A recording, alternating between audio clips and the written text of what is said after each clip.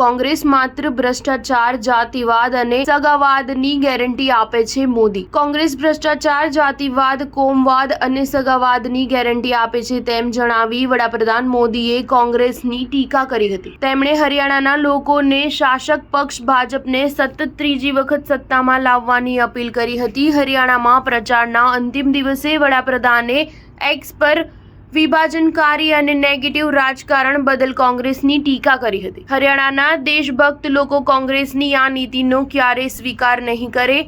ઉલ્લેખનીય છે કે હરિયાણામાં 5 ઓક્ટોબરે વિધાનસભાની ચૂંટણી છે. તેમણે જણાવ્યું હતું કે કોંગ્રેસ એટલે દલાલ અને જમાઈની સિન્ડિકેટ. તેમણે આ નિવેદન રોબર્ટ વાડ્રાના સંદર્ભમાં આપ્યું છે.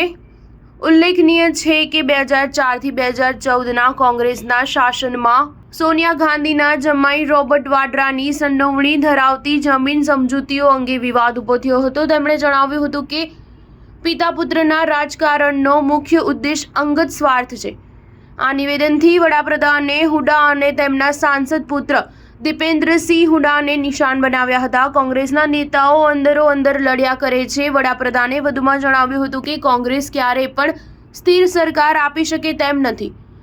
લોકો હિમાચલ પ્રદેશ અને કર્ણાટકમાં કોંગ્રેસ સરકારની નિષ્ફળતાઓ જોઈ રહ્યા છે. આ નિષ્ફળતાઓ જોયા પછી હરિયાણાના લોકો ઈચ્છતા નથી રાજ્યમાં કોંગ્રેસની સરકાર બને. તેમણે જણાવ્યું હતું કે કોંગ્રેસ નેતાઓએ અનામત સમાપ્ત કરવાનું નિવેદન આપીને પોતાના ઈરાદા સ્પષ્ટ કરી દીધા છે. હરિયાણાના પછાત અને દલિત સમુદાય જાતિ આધારિત હિંસા રોકવામાં અસફળ રહેવા બદલ કોંગ્રેસથી નારાજ ચાલી રહ્યા છે. સ્ટાર ન્યૂઝ 7 હંમેશા સચ્ચાઈની સાથે.